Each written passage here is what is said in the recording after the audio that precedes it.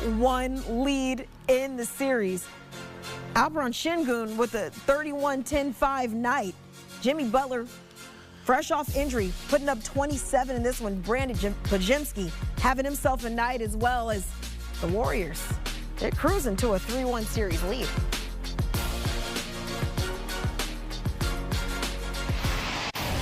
And we're now joined by CBS Sports NBA analyst John Gonzalez. And John, when I look back at this game, one of the main things, well, there's several things that come to mind, but one of the main things I look at was just the physicality of this game. You got your guy Draymond Green, who almost fouled out of this game, but we saw a couple scuffles that just transpired throughout the entirety of this one.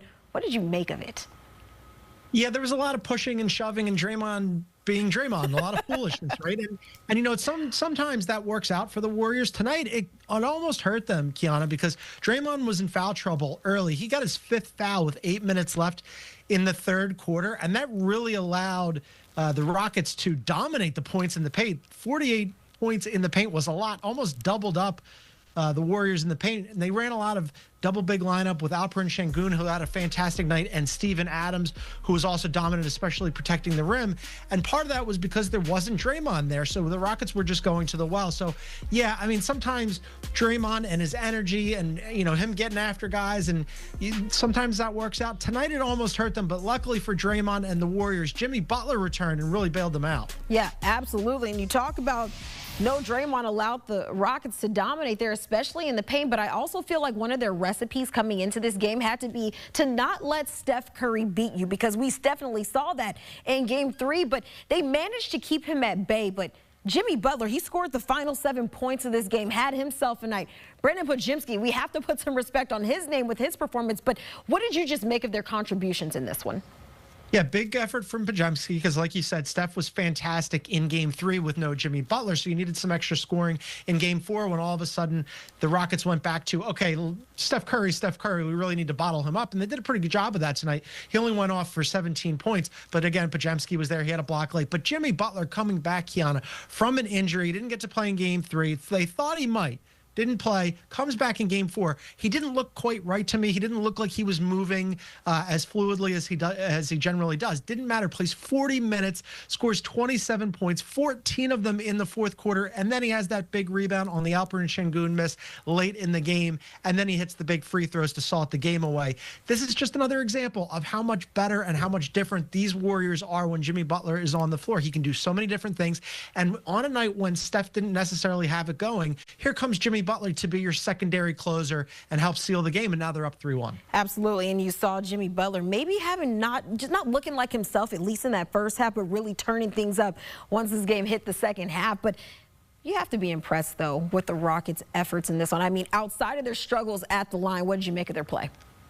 Yeah, I mean, if coming into this game, if you said to me that they were going to have a good shooting night after having an awful shooting night in Game 3, that would be a bonus, right? They shot almost 50% from the floor and almost 48% from 3. Now, they only took 23 attempts, but still, that's a great shooting night for a team that is not a very good shooting team. As you mentioned, they struggled at the line, though. But I would have said, okay, that's a good start. What else did they do? Well, they also dominated the points in the paint. That's fantastic. What about points off of turnovers? They had 20 of those. That's great. Then I would have said you need to get some consistent scoring from somebody somewhere, especially late. Well, you got it. You had Fred VanVleet scoring 25 points. Alperen Sengun had a double-double plus 5 assists. He was awesome. And then Amen Thompson was fantastic in the 4th quarter. Put all of that together, Kiana. If you had said on top of all that, Steph only won for 17, I would have said the Rockets got this game tonight. And still they couldn't get past the Warriors just because the muscle memory for the Warriors, getting Jimmy back, being there, being playoff tested, that kicked in, they win the game. Yeah, but I just still can't get over your 19 of 31 from the line. How much different this game could have potentially looked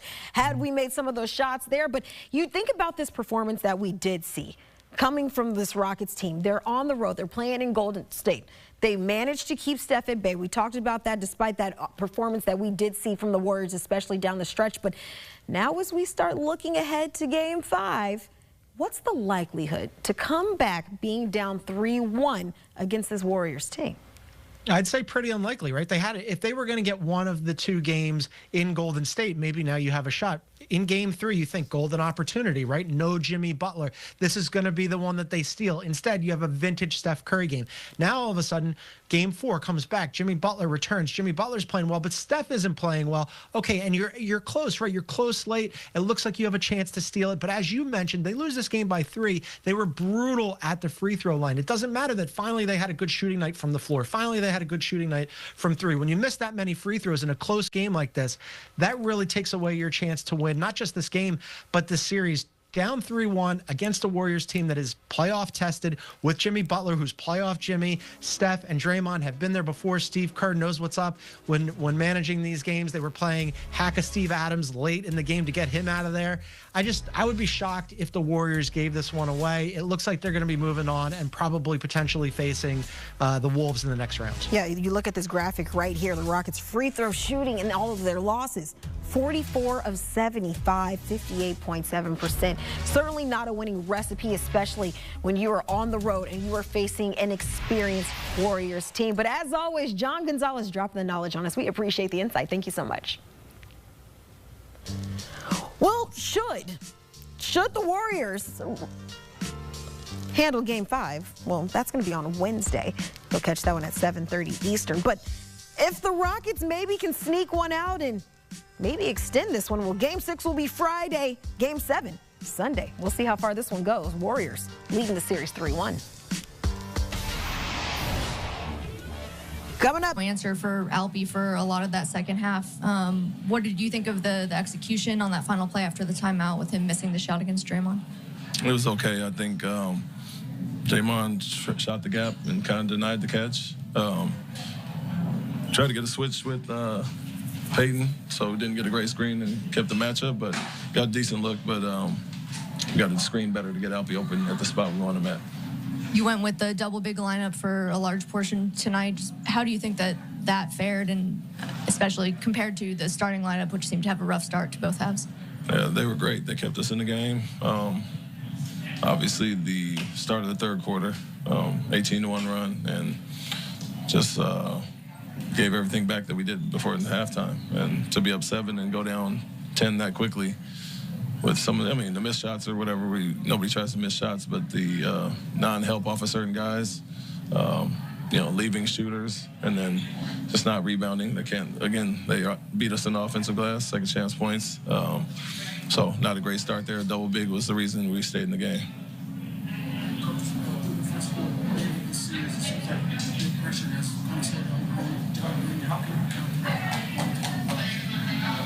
Yeah, like I said, get some separation with the screens, but you have to come off and be aggressive. And tonight was a little more free than last game.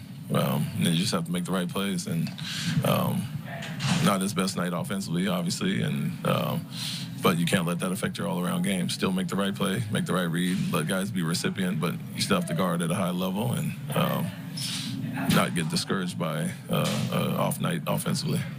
Alperen had obviously his best stretch with Draymond out of the game. Do you feel you have any route to efficient offense when Draymond is in the game, and what would that be? Yeah, we got some looks and used his aggression against him and got him in foul trouble there. He's kind of roaming all over the place, and so make the right read, you'll get open looks off him, and so. I think Alpi was going well regardless. The plan was to go attack Green, and I think he did that, had some success there, and missed some easy shots early, but settled in there. So just continue to be aggressive there, and it doesn't matter who's on Alperen. We feel like we have an advantage every night. Coach, can you talk about just what the locker room was like after the game, such a tough loss, and what's the mentality you guys have to try to keep this series alive? Yeah, a little bit upset, of course. It feels like the games we've lost, we really hurt ourselves in a lot of ways. We get a late foul on a 3. Obviously, that stands out, but it's not just a play late in the game. It's all the things that add up to it. First half, fouling guys in the bonus, and those things it's hard to outplay those mistakes, the amount that we're making. And so, let alone the third quarter when we come out, undisciplined like that. And so, guys are down, but they understand that the game we played well, the one game out of the 4, we had a blowout win. In other games, it's been a one-possession game a lot of times, or we had a fourth-quarter lead and haven't really played that well. So consistency wins in this series. We've talked about that from day one, and we have to be way more consistent across the board. And so the plan is to obviously go home and get one and come back. Coach, this second game in a row that you all have shot bad from the free throw line. What seems to be the mentality on the free throw shooting? Can't tell you what the mentality is. I think you go up there to make them, but obviously missing, I think we missed 12 tonight. It's not good enough in a one-possession game. So it takes it back to game one when we shot poorly from free throw. And if you're going to make some of the mistakes we are, it'd be good to cash those in and obviously give us a little margin for error. And what would be the message to this young team going back to Houston down 3-1? Go get a win. Let's play a sound, disciplined game, full game, and not have these lulls that we've had that allowed us to, lose a lead or them get a big lead and we have to fight our way back. It's all good, fighting your way back and showing that heart, but you want to do the disciplined things to stay up when you get the lead or not let them go on runs like that. And so you have to be much more consistent, which was a big mantra coming into the series. Coach, what was the calculation in taking Steven Adams out when they went to the hack in the fourth quarter? That they got us into the bonus by taking the fouls and get him out and bring him back in when it's under 2 minutes. So they can't be as aggressive defensively. They built up the fouls and Alpern was rolling. Some guys were playing well. I'm in obviously there, and so wanted to go with that lineup, take Steven out and get him back when it's under 2 minutes. Now that you are facing elimination, do you give any more serious consideration to changing the starting five? Yeah, we'll take a look at everything. Obviously, certain lineups have been much better at times, and the poor start to the third really stands out. Obviously, there's a few pieces to it. There's obviously offensive things, and the big lineup goes on, and they rebound well and all those things. But at the same time, we've been really good defensively with that starting unit. Keeping them in the low 20s for the most part and having a lead after most of these first quarters. So doing good defensively there, offensively, got some room to make up for sure. Thank you.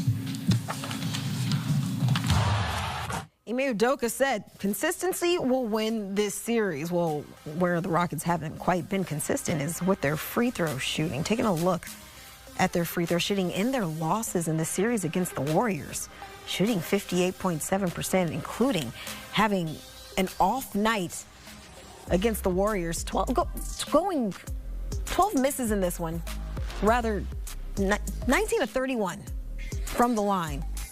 Those mistakes could be the difference in this outcome. Instead, now they're heading back home down 3-1. Coming up, we've got highlights of what went down in the Bay Area. The Warriors coming up clutch. Meanwhile, the Rockets coming up short. Highlights on the other side.